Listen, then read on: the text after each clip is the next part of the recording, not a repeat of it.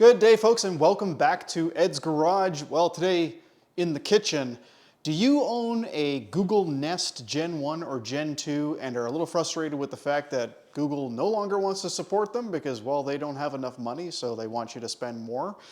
Well, then this video is for you. I have a new thermostat for my HVAC system by a company called Miros. Check this out. I've got the Miros Smart Wi-Fi thermostat. This is the MTS 300, and it's going to replace my Nest because why would I bother giving Google any more of my money when I don't have to?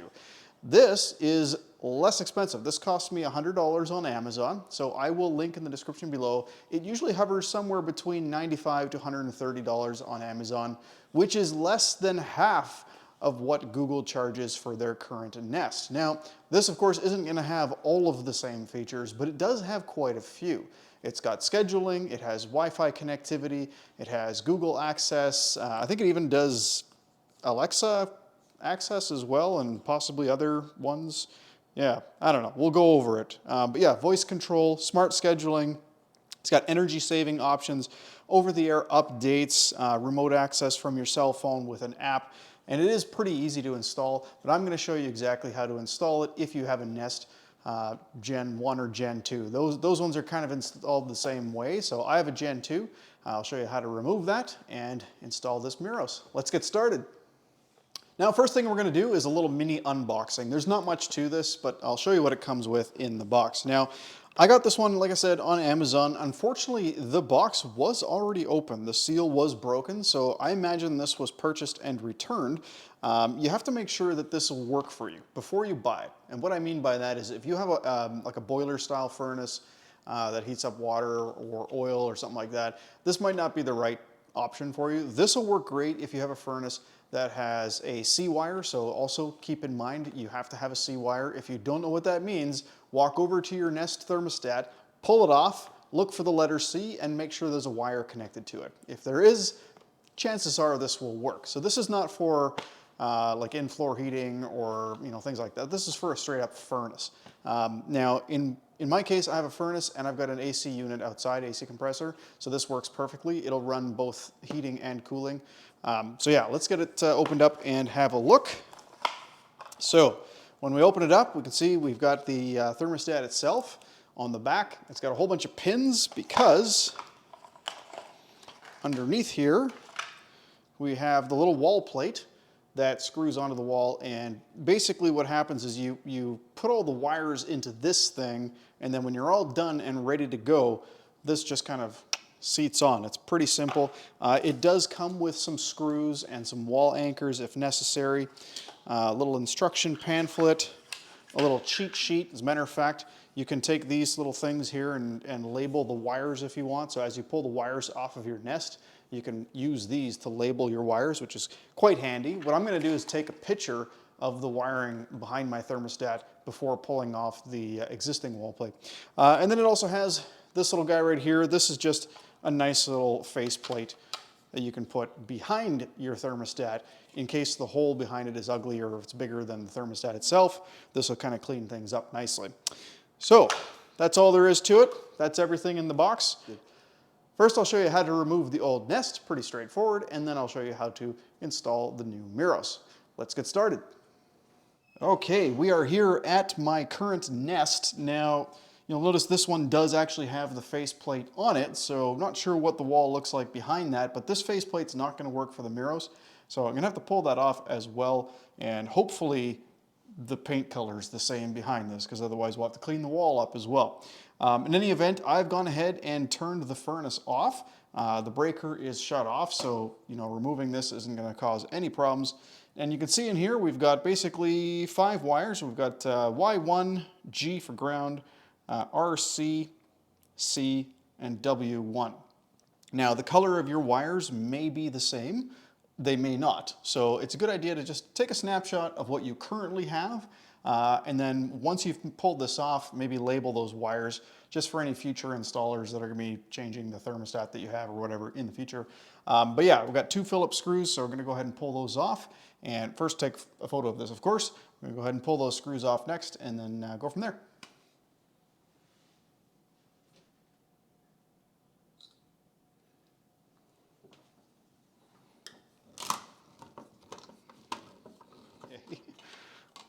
Oh, look at that. So we actually have a box here, which is kind of nice to see. And yeah, the paint is well done all the way around. There's also lots of cabling here, which is nice. Okay, so now we need to go ahead and get these wires out of here. So with the Nest thermostat, when you push on this little tab right here, it'll actually release the wire. So you can pull it out just like that. Really, really easy. Now that was W1, so I'm gonna go ahead and label that right away. Just gonna pull it through and get my handy little label on there already.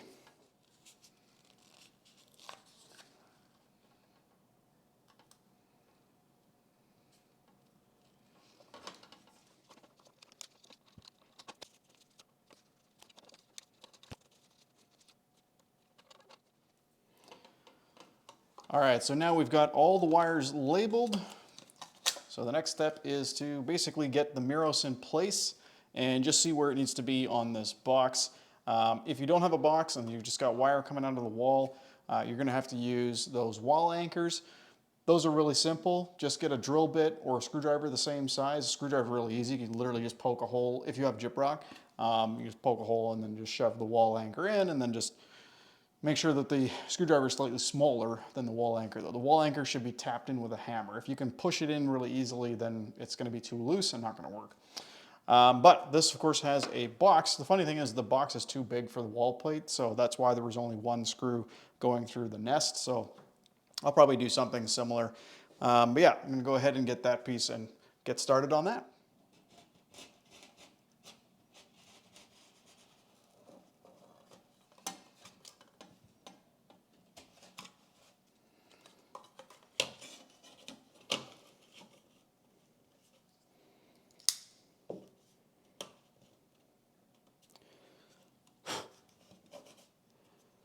Wow, that's really close. All right, so I trimmed away that little bit of gyprock because otherwise this wouldn't have sat nice and flush. They could have done a better job designing this cover. Basically, this edge right here is the same height as this piece right here. So if there's any part of it that sticks out, it's just not going to be nice and flush. So that's why I had to clean that up. But it will be perfectly fine now.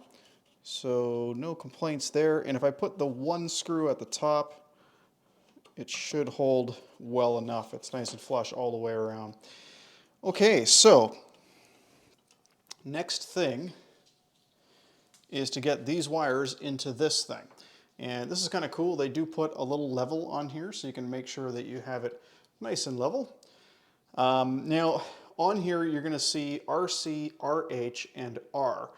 If you only have one wire that's labeled R something, whether it's RC or RH, you just put it into the R side and you leave this little jumper cable in here. If you have separate RC and RH wires, you pull this jumper out and you put the RC and the RH wires in those locations. Now for mine, I just have one wire. I have labeled it RC because that's what it was plugged into on the Nest, but in hindsight, I should have just labeled it R, but that's okay. All right, so we're gonna go ahead and just shove that in there.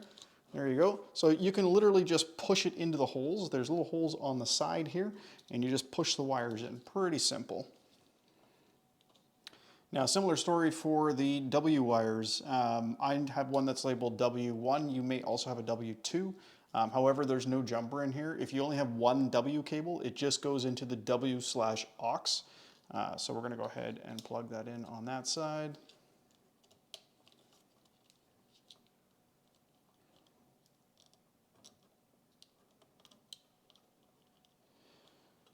And then the last one here that I have is Y. And again, same story.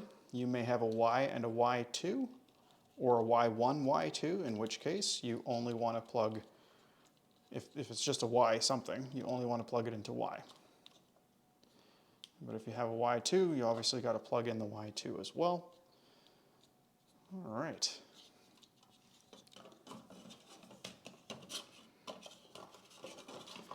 And I'm just going to get all the cable tucked back in there. Just give a little test fit first and make sure that you are not losing any wires as you push it back in here.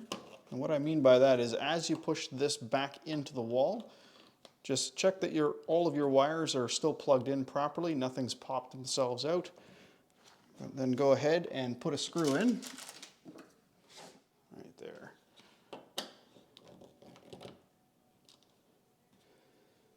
Okay, and that should do the trick. Now the reason I'm tightening this top screw quite a bit is because I don't actually have a bottom screw, but it's not going anywhere. It's nice and secure. All right, so the next step is to go ahead and plug the Miros into this. So let me grab that.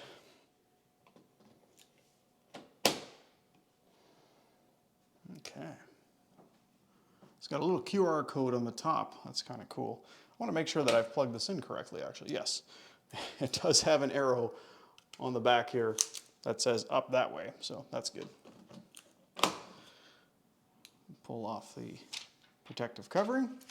So what's cool about this one is that when it's off, it just looks like a blank panel.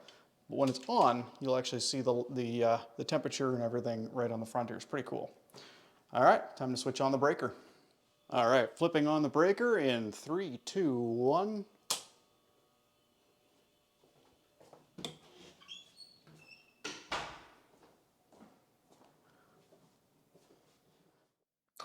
Now, in the manual, you can see there is a QR code that we can scan in order to get the app. So let's go ahead and do that. And the device that you're using to do this does need to be connected to a 2.4 gigahertz wireless connection.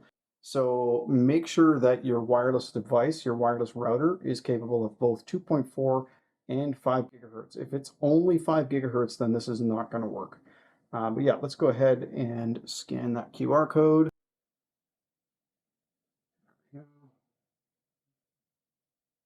There it is, Miros. Go ahead and install that.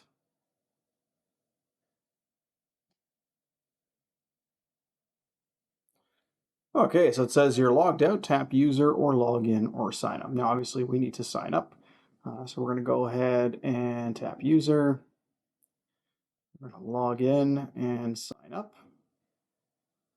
Set our country code.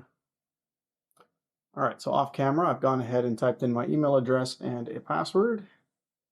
And now we're getting a confirmation code request. So I got to get the confirmation code out of my email. Now, if your email account is like mine, it may have gone to your junk mail, so just keep that in mind. You may have to check your junk mail for the confirmation code. All right, the email is confirmed. And we have integration options. I'm going to go ahead and set that up right away. I'm going to go ahead and hit Google Assistant and link with Google Assistant.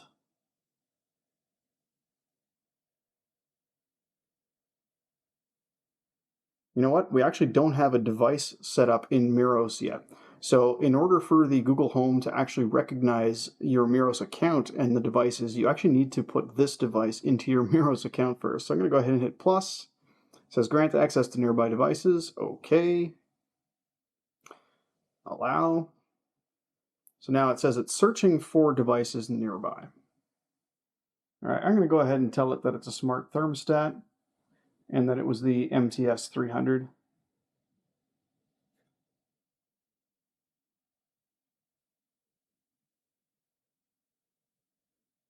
Skip the wiring steps because it's already wired up. All right, so the screen will power on and LED Wi-Fi LED will blink slowly. So we just need to confirm that it is indeed blinking. Next. Okay, so quick word of advice. If you don't see ST, then it's not in the setup mode. So hold the up and down arrow button for about 10 seconds or so. It'll kind of reboot and put it into the setup mode. If you don't see that, it might not work. So earlier I was struggling a little bit because it had already kind of gotten to a point past this. And I think that's probably because this was a pre-owned one that was open box and somebody had already set it up. So holding those two buttons down kind of resets it and gets it back into setting mode. So now I need to identify which wires were actually connected. So remember I had one that said RC, but it went into the R terminal because I don't have an RH.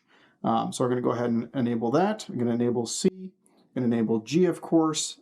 We had Y1, which was that one there, and then we also had the W1 connected. So those are the 5 wires that I've got connected on the back, and hit next.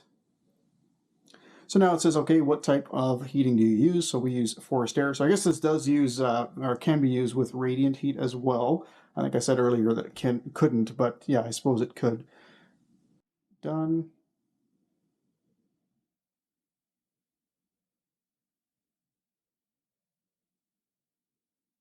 Okay, so installation of HVAC completed. All right.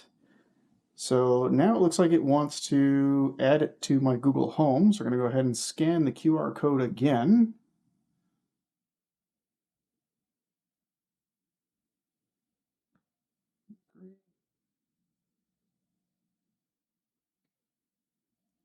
All right, and we've already set up with the manufacturer, so continue anyway.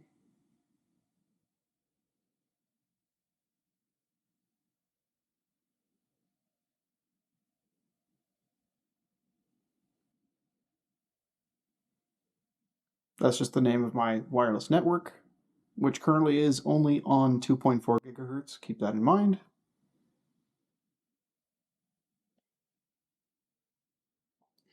There we go, device now connected. And it is in Fahrenheit, so I need to switch that to Celsius. But of course, if you're watching this from the United States, you'll be ready to go in Fahrenheit. We can see now that in the Miros app, our smart thermostat's right here, so let's open that up. That back up. All right, so currently says that it is off. We're going to go ahead and put this on auto. So this is the fan now. We'll save that. And we'll change the mode to auto as well. So now you can see we have a cooling system and a heating system. As a matter of fact, I'm going to go ahead and change that to just heat because we're going into winter, so we don't really need the AC system active. And now we can change the temperature right from here. So if I drop it down to 62, you'll notice on the smart thermostat there that it just adjusted to 62. Pretty cool. Bump that back up to a reasonable temperature. And you'll also see that we have a schedule option here. And in the schedule option, essentially what that means is you're going to be able to change when you want the heater to come on, turn off, what temperatures you want it to come on and turn off at. Now, when you hit the little schedule button, I guess that just enables the schedule. So there's probably a place in here to set it. Yeah, here we go. So I just went to device settings on the top right corner, and then we got schedule right here. And here's our schedule. So we can actually alter this and tell it exactly what times to turn on. So you can see here we got start time, start time, start time, start time, start time. And you can do that for each day of the week. So if you want to alter this specifically for each day of the week, you can, which is awesome. So if you're at work or whatever, you don't necessarily need to have it on at a specific time of the day. So if we go into that, you can see here, start time. So the 12 o'clock in the morning here, basically midnight, you can go in there, you can change the temperature, but you can't change the time just because that's the first time of the day. So it's each time afterwards that you're going to be able to adjust. So here our first start time is 6:30. So if I tap that and then hit the little bar up here, I can then choose exactly what time of the day I want this particular program to start. And I can also delete it from here as well. I can also copy right here, copy schedule to another day. So if every single day is exactly the same, I can go through, kind of configure all of the different start times from here and then copy that to the next day. Pretty cool. I can also check my linked services to see where else this is working. You can see here that it's working with Google Home now. So let's go ahead and use Google to see if we can change the temperature. Hey Google, set the temperature to 69 degrees. There we go, 69. So no longer need a Nest to do what I was doing before. This is fantastic. Okay, so just to go over some of the things that we're seeing on the initial screen here. So up at the top left, as I mentioned, that is our Wi-Fi, of course. There would be right next to it a schedule icon right here. So we don't see that right now. And then over here is our working mode, whether it's heat, cool, or automatic. Now, automatic would be the symbol that I have on there right now. It kind of looks like a little sun right next to a snowflake. It's kind of got a little slash in between there. The Obviously the 21 here is our current temperature, what the set temperature is at. E would be E. Over here would be humidifying. So if there was an icon listed right here, it would be humidifying. Now I don't have a humidifier, so that's never going to show up. Right next to that, it currently says that it is heating. So currently the temperature is lower than 21. It is trying to heat to get up to that temperature. Right next to that is showing that our fan is on. And then let's see, there could sometimes be an icon here for cooling. So if it was running the AC, that would be here. And then there's also control for dehumidifier. So if you see an icon there, that would be for dehumidify. And then this button right here is for the mode. So this is going to go, between heat, cool, automatic, and off. And then you can also hold this for 3 seconds if you want to lock out the device so that nobody else can access it. So it's kind of like a child lock. We also have a fan mode button here. So for single speed fan, you tap and toggle this between hold and auto modes. And then for a multi-speed fan, you can actually tap it to change the fan speed. You can press it and hold it to toggle between auto and off. And yeah, that's what you can do with that. And then these guys here are basically just to increase or decrease the set temperature. All right, guys, that's where I'm going to leave this video. I hope you enjoyed it. I know that it was pretty quick and simple. Cool little upgrade to the house if you don't already have a smart thermostat. And of course, if you have a Nest 1 or 2, this will replace it just wonderfully. So again, keep in mind, you do need to have your system connected to a 2.4 gigahertz wireless network. If you can't figure out how to get that done on your router, consider taking somebody else's cell phone, let's say your spouse's cell phone, and enable a hotspot. And in the hotspot settings, you might be able to actually set it to only broadcast a 2.4 gigahertz signal. That way, once it's all set up, it'll connect to your router if your router is broadcasting both 2.4 and 5 gigahertz. Just make sure that you set up your hotspot with exactly the same name and same password as your regular home router, because otherwise, obviously, that won't work either. All right, I'm going to let you go with that. Thank you so much for watching. Take care.